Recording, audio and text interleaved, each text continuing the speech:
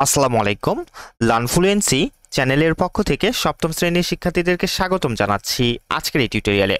আজকে আমরা আলোচনা করব তোমাদের বাংলাদেশ ও বিশ্ব পরিচয় অর্থাৎ সমাজ বইয়ের সপ্তম অধ্যায়ের পাঠ 3 এবং পাঠ 4-এ যে কাজগুলি রয়েছে, এই ক্লাসে আমরা সেই কাজগুলির উত্তর করে ফেলব। তো চলো আলোচনাটি শুরু করা যাক। শুরু করছি পরম করুণাময় মহান আল্লাহ তাআলার নামে। তো দেখো, পাঠ 3 থেকে তোমাদেরকে যে কাজটি এখানে দিয়েছে, পার্ট 3 থেকে তোমাদেরকে বলা হচ্ছে, এখানে মূলত পার্ট 3 থেকে তোমাদেরকে 3টি কাজ দিয়েছে দেখো, এবং পার্ট 4 থেকে মূলত 2টি কাজ তোমাদেরকে এখানে দেওয়া হয়েছে। চলো আমরা পর্যায়ক্রমে কাজগুলির উত্তর একটু দেখে ফেলি। সর্বপ্রথম আমরা পার্ট 3 থেকে যে কাজগুলি তোমাদেরকে দিয়েছে দেখো, কাজ 1, অভ্যন্তরীণ স্থানান্তরের কারণ ও প্রভাব চিহ্নিত করে ছকে উপস্থাপন করো। দেখো এখানে কারণ এবং এখানে প্রভাব, আমরা একটু দেখে নিই কারণ এবং প্রভাবগুলি। আচ্ছা, তো কারণ দেখো, কাজের খোঁজে গ্রাম থেকে শহরে যাওয়া। আচ্ছা, এর প্রভাব দেখো, শহরে জনসংখ্যার চাপ বৃদ্ধি পায়, বেকারত্ব দারিদ্র্য বাড়ে।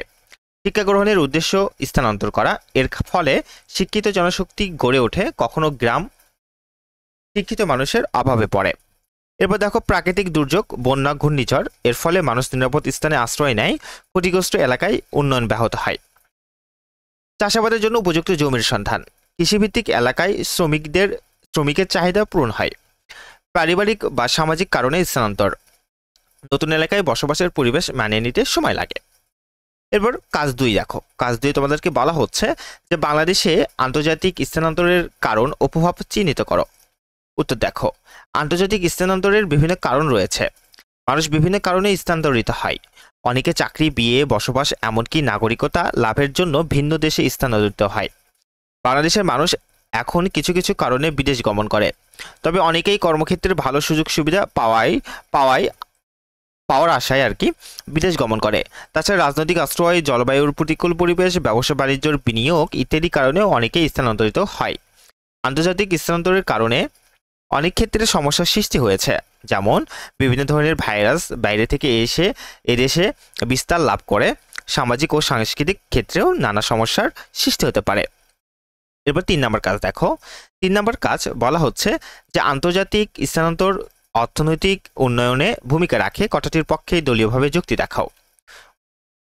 সমাধান বা উত্তরটি দেখো, আমরা সপ্তম শ্রেণীর শিক্ষার্থীরা আন্তর্জাতিক স্থানান্তর অর্থনৈতিক উন্নয়নে ভূমিকা রাখে, কথাটির পক্ষে লাল ও সবুজ দলে ভাগ হয়ে যুক্তি উপস্থাপন করি নিম্নোক্তভাবে। তো দেখো, লাল দল এখানে আন্তর্জাতিক স্থানান্তরের অনেক সুফল রয়েছে, তবে অর্থনৈতিক ক্ষেত্রে বা অর্থনৈতিক উন্নয়নে এটি ব্যাপক ভূমিকা রাখে। বাংলাদেশের অর্থনৈতিক উন্নয়নে রেমিটেন্স একটি গুরুত্বপূর্ণ বিষয়। আমাদের প্রবাসীরা প্রতি বছর যে পরিমাণ অর্থ প্রেরণ করেন তা আমাদের জাতীয় উন্নয়নের পাশাপাশি এটি অর্থনৈতিক প্রবৃদ্ধির চাকাকে সচল রাখতে সক্ষম হয়েছে। তাছাড়া আমরা প্রতি বছরই প্রচুর পরিমাণ অর্থ অর্জন করি বিদেশ থেকে, যা আমাদের দেশের অর্থনৈতিক উন্নয়নে ব্যাপক ভূমিকা রাখছে। সবুজ দল বলছে, বিদেশ থেকে যে টাকা পাঠানো হয় তা থেকে এদেশের কৃষি শিল্প, ব্যাংকিং সেবা খাত, গার্মেন্টস শিল্প ও নানা ধরনের লাভজনক খাতে বিনিয়োগ করা হয়। এর ফলে দেশের বিভিন্ন ক্ষেত্রে উৎপাদন বৃদ্ধি পায়, আবার এই উৎপাদন বিদেশেও রপ্তানি করা হয়। তাছাড়া চাকরি ও কর্মসংস্থানের সুযোগ সৃষ্টি হয়, এতে আমাদের জীবন জীবিকার উন্নয়ন ঘটে। এসব বিষয়গুলো আমাদের অর্থনীতির সাথে জড়িত। সুতরাং বলা যায় অর্থনৈতিক উন্নয়নে আন্তর্জাতিক স্থানান্তর ব্যাপক ভূমিকা রাখে।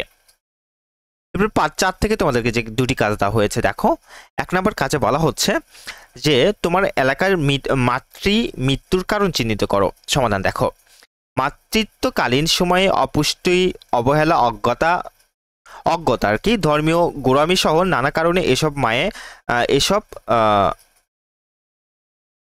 মায়ে বা মা প্রয়োজনীয় পুষ্টি পায় না। এখানে দেখো, এসব মায়ে বা মা তোমরা বলতে পারো, মা প্রয়োজনীয় পুষ্টি পায় না, ফলে মাতৃত্বকালীন নানা জটিলতায় ভোগে এবং মৃত্যুবরণ করে। এছাড়া অনেক কারণে মাতৃমৃত্যু ঘটে থাকে, যেমন নিম্ন জীবনযাত্রা, বিশুদ্ধ পানির অভাব, দুর্বল স্যানিটেশন ব্যবস্থা, নারী শিক্ষার অভাব, চিকিৎসার অভাব, ঝুঁকিপূর্ণ গর্ভপাত, প্রসবকালীন উচ্চ রক্তচাপ ও অ্যাক্লেমেশিয়া ইত্যাদি। এবার 2 নম্বর কাজ দেখো, 2 নম্বর কাজে বলা হচ্ছে তোমার এলাকায় শিশু মৃত্যুর কারণ চিহ্নিত করো। সমাধানটি দেখো, আমার এলাকায় যেমন একটি সাধারণ গ্রাম বা শহরতলি অঞ্চলে ধরে যেটাকে শিশু মৃত্যুর কয়েকটি প্রধান কারণ চিহ্নিত করা যায়, যার নিচে দেওয়া হলো। আমার এলাকায় শিশু মৃত্যুর কারণ: 1, পর্যাপ্ত চিকিৎসা সেবার অভাব। অনেক সময় গ্রামের মানুষ চিকিৎসা কেন্দ্রে না গিয়ে ওঝা বা ঝাড়ফুঁকের উপর নির্ভর করে, ফলে শিশুদের প্রয়োজনীয় চিকিৎসা না পাওয়ায় মৃত্যু হয়। এবার দেখো 2 নাম্বার, পুষ্টিহীনতা। অনেক শিশুই প্রয়োজনীয় পুষ্টিকর খাবার পায় না, যার ফলে তারা দুর্বল হয়ে পড়ে এবং নানা রোগে আক্রান্ত হয়। 3 নাম্বার, প্রসূতি সেবা ও মাতৃসেবার অভাব। গর্ভবতী মায়েরা ঠিকমতো সেবা না পেলে শিশুর জন্মের সময় জটিলতা তৈরি হয়, যা শিশুর মৃত্যুর ঝুঁকি বাড়ায়। 4 নাম্বার, টিকাদান না দেওয়া। অনেক বাবা মা টিকা দেওয়ার গুরুত্ব বোঝেন না বা অবহেলা করেন, ফলে শিশু মারাত্মক রোগে আক্রান্ত হয়ে মারা যেতে পারে। দূষণ ও অস্বাস্থ্যকর পরিবেশ। দূষিত পানি ও অপরিচ্ছন্ন পরিবেশ শিশুরা সহজেই ডায়রিয়া, নিউমোনিয়া ইত্যাদি আক্রান্ত হয়ে প্রাণ হারাতে পারে। তো এই ছিল তোমাদের জন্য আজকের এই আলোচনাটি। ভিডিওটি ভালো লেগে থাকলে লাইক দেবে এবং অবশ্যই লার্ন ফ্লুয়েন্সি চ্যানেলটিকে সাবস্ক্রাইব করবে। এর পরের ক্লাসে আমরা এর পরের পার্ট থেকে যে কাজগুলি রয়েছে সেগুলোর উত্তর করে দেবো ইনশাল্লাহ। ভালো থেকো, সুস্থ থেকো। আসসালামু আলাইকুম।